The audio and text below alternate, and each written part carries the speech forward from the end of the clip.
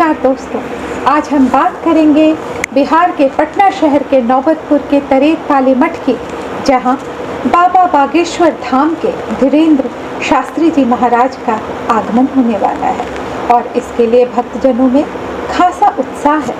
दोस्तों, पिछले कई वर्षों से मैं मार्गदर्शक सम्मान सह धरोहर संरक्षण अभियान के तहत बिहार के कई धार्मिक और सांस्कृतिक धरोहरों की महत्ता और उसकी स्थानीय मान्यता क्या है, इसे देश विदेश तक पहुंचाने के लिए प्रयासरत हूं। अभी जब बाबा बागेश्वर धाम के महाराज जी के तरेत पाली मठ में आने का कार्यक्रम बना, ये हमारे विक्रम विधानसभा वासियों के लिए अत्यंत गौरव की बात है कि स्वामी जी के कार्यक्रम के लिए तरेत पाली मठ को चुना गया।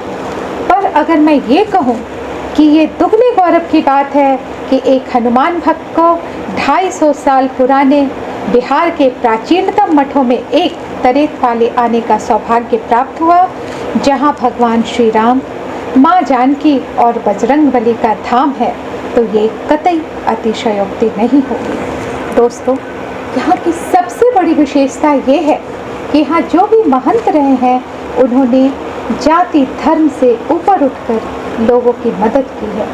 उनके उपकार करने और परोपकार करने के बीच में न कभी कोई जाति आई है और न कोई धर्म आया है। इसकी जानकारी देते हुए मठ के मठाधीश श्री 1008 स्वामी सुदर्शनाचार्य महाराज जी ने बताया कि इस संस्था की नींव सन 1855 में स्वामी राजेंद्राचार्य जी ने रखी थी, जिनका पूरा नाम राजेंद्र सूरी जी था।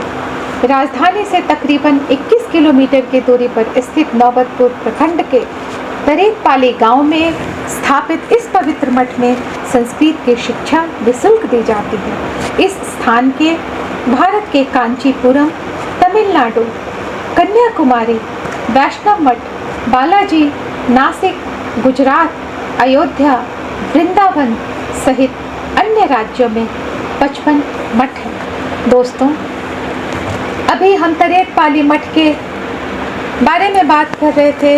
अब हम बात करते हैं तरेत पाली मठ की स्थापना कैसे हुई थी और इसका आज तक का इतिहास क्या रहा है। तरेत पाली मठ की स्थापना स्वामी राजेंद्र सूरी जी महाराज ने की थी। ये हिस्सा तब बिल्कुल बियाबान जंगल था, जहाँ दूर दूर तक कोई आबादी नहीं हुआ करती थी। इसकी शुरुआत परोपकार और वैष्णव धर्म के प्रचार प्रसार के लिए की गई थी।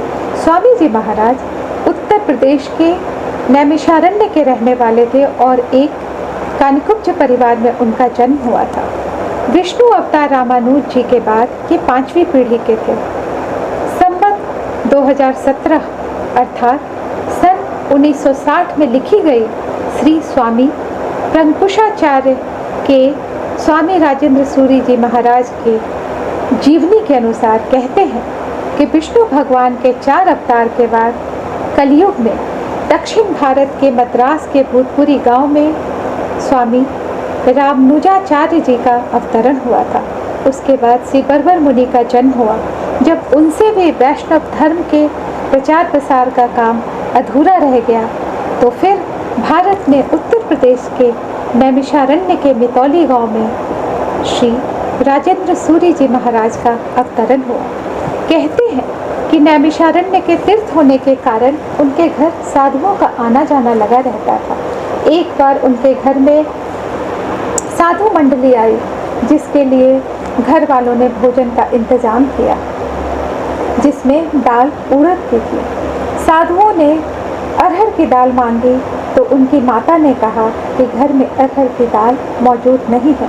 पुनः एक साधु ने गुड़ मांगा, क्योंकि वो इलाका गुड़ के लिए जाना जाता है, जिसके लिए स्वामी जी जब अंदर ढूंढने गए तो वहाँ घर में अरहर की दाल मौजूद थी। घर वालों का प्रपंच उनके दिल को दुखी कर गया। वो उन्हें बिल्कुल नहीं भाया और उन्होंने किसी तरह से घर में रात काटी और अगले दिन गोमती नदी में जा कर के वहाँ जल लेकर के संकल्प किया कि आज से ये शरीर किसी संबंधी का नहीं बल्कि समाज का है, और उन्होंने संन्यास वृत्ति स्वीकार कर ली। आसन के लिए मृगचर्म, हाथ में लौकी का तुम्बा, पैर में लकड़ी की पादुका, यही उनकी वेशभूषा थी। ये विरक्ति मगध वासियों के कल्याण के लिए ही हुई थी। अब हम जानते हैं कि स्वामी जी महाराज का तरेत आगमन कैसे हुआ और कैसे तरेत पाली मठ धर्म का एक केंद्र बना। एक बार स्वामी जी पदयात्रा के दौरान अयोध्या, काशी और भोजपुर होते हुए मगध पधारे और एक दिन आप पटना प्रमंडल के महमदपुर गांव में गए, जहां एक विशाल महुआ का वृक्ष था। आप वहां विश्राम कर रहे थे तो गांव वालों को इसकी जानकारी हुई। उसी ग्राम के घिनावन शर्मा जी ने आपको अपने घर आमंत्रित किया। वो वहां गए, उसके बाद भी वो गांव के बाहर ही रहते थे, पर वो गांव वालों की भक्ति को देखकर गदगद थे। कुछ लोगों ने उन्हें रुकने का भी आग्रह किया तो उन्होंने कहा, जगदीश से लौटकर मैं तुम लोगों से ज़रूर मिलूँगा। कुछ ग्रामवासियों ने उन्हें कहा कि स्वामी जी महाराज अब आप हमें अपना शिष्य बना लीजिए, तो उन्होंने सबको ओम नमो भगवते वासुदेवाय मंत्र जपने को कहा। श्री स्वामी जी महाराज जगदीश यात्रा के बाद फिर से महमदपुर चले आए। अब इनका वास वहीं पास के गांव तरेत में बना, जहां उस गांव के पश्चिमी भाग में स्थित पीपल के एक वृक्ष के नीचे वो रहने लगे। कुछ समय के पश्चात नहर के पास गढ़ पर उनका स्थान बना, जहां उस समय घनघोर जंगल हुआ करता था। फिर तरेत, पाली, चेसी, हदसपुरा, महमदपुर आदि गांव के लोग उनके संपर्क में आए और उनके शिष्य बनने लगे। कुछ समय के बाद तरेत के ही स्वामी भागवताचार्य और हदसपुरा के स्वामी वासुदेवाचार्य के साथ श्री राजेंद्र सूरी जी बद्रीनाथ की यात्रा पे गए। वहाँ से आकर तरेत में वो ग्रामवासियों के द्वारा बनाई गई एक फूस की झोपड़ी में रहने लगे। वहीं एक मिट्टी के घर में भगवान पधारे गए। तरेत ग्राम के दक्षिणी पश्चिम दिशा में स्वामी जी ने एक बाग लगाया था, जिसे कलम बाग कहते हैं। उसी समय महमदपुर में भी लक्ष्मी नारायण के विग्रह की प्रतिष्ठा की गई। कहते हैं भटके लोगों का उद्धारक बनने में तरेत की भूमि सहायक बनी और तभी स्वामी जी का यहाँ पदार्पण हुआ। इसीलिए तारेत, तरती और इतः अर्थात यहाँ से लोग तर जाते हैं, मतलब मोक्ष प्राप्त करते हैं कहा गया। इसे मैं फिर से दोहराना चाहूँगी कि इसीलिए तारेत यानी तरती और इतः अर्थात यहाँ से लोग तर जाते हैं, मतलब मोक्ष प्राप्त करते हैं कहा गया। अब तरेत मठ वैष्णव संतों का आश्रम बन गया। उसी समय तरेत अध्ययन, मनन, श्रवण, अध्यापन सबका केंद्र बन गया। श्री भाष्य पढ़ाने के लिए विद्वान रखे जाने लगे। यहाँ जाति पाति का कोई भेदभाव नहीं था। लोग दूर दूर से यहाँ पढ़ने आने लगे। वहाँ गोवर्धन पीठाधीश्वर, रीवा राज्य के श्री राम प्रपन्नाचार्य, हरि क्षेत्र के नागा साधु से लेकर के कई संतों का समागम हुआ करता था। अर्चा वैभव दर्पण नामक ग्रंथ में भी तरेत का नाम आया है कि यहाँ की धूल देवताओं के लिए भी शिरोधार्य है। मनुष्य तो मनुष्य, यहाँ पशु पक्षियों को भी मुक्ति मिल जाती है। कहते हैं कि वृंदावन के श्री सुदर्शनाचार्य जी महाराज जब स्वामी जी के दर्शन को एक बार यहाँ आए तो अपना वाहन पीछे छोड़कर वो पैदल चलने लगे। सब लोगों ने उन्हें कहा कि आप वाहन को छोड़ करके पैदल क्यों चल रहे हैं? तो उन्होंने कहा, जो जगह स्वामी जी के चरण स्पर्शित है वहाँ तो सर के बल चलना चाहिए, मैं तो अपने पैरों से चल रहा हूँ। कई बार कई मूढ़ विद्वानों ने स्वामी जी से शास्त्रार्थ करने की भी कोशिश की, पर स्वामी जी के आगे सभी नतमस्तक हो गए। इस मठ में सभी दीन दुखियों की सहायता की जाती थी। किसी भी विद्या के निहितार्थ सबको पढ़ाया जाता था। अतः इस स्थान का एक अत्यंत गौरवशाली पिछले 250 वर्षों का एक अपना इतिहास रहा है। हम बात करेंगे स्वामी श्री राजेंद्र सूरी जी महाराज के तरेत पाली मठ को केंद्र बनाकर देश में पदयात्रा करने की और वैष्णव धर्म का उन्होंने कैसे प्रचार प्रसार किया, इसके बारे में बात करेंगे। संवत 1956, जिसे अंग्रेजी में सन 1900 ईस्वी कहते हैं, उस समय स्वामी जी जगदीश के लिए निकले। जगदीश में महंत राम गोपालाचार्य जी के बगीचे में उनका विश्राम हुआ। वहाँ उनके दर्शन के लिए भीड़ इकट्ठी होने लग गई और वहाँ के लोग कहने लगे, न मालूम कितनी तरेत वाले मठ के वैष्णव हैं, जिनसे पूछो वो तरेत को ही अपना गुरु स्थान मानते हैं।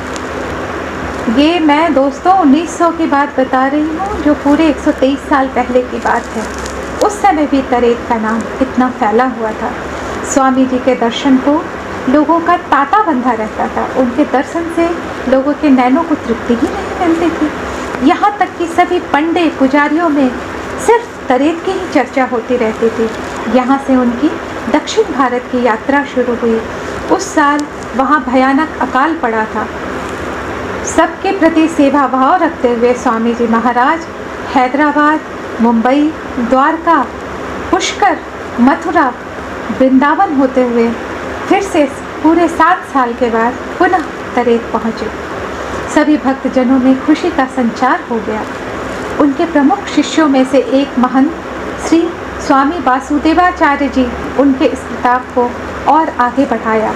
उन्होंने संस्कृत की एक छोटी सी पाठशाला को राघवेंद्र संस्कृत महाविद्यालय के रूप में परिवर्तित किया। इसके साथ साथ उन्होंने अनेकों जगह संस्कृत महाविद्यालय की स्थापना की।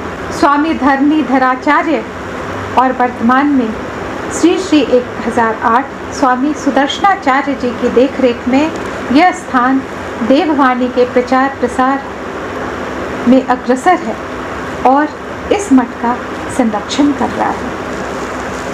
ये था तरेत पाली मठ का इतिहास, जो पीछे हमने डिस्कस किया, और ये पूरे 250 साल पुराना है। अब हम बात करेंगे श्री स्वामी जी महाराज के महाप्रयाण की।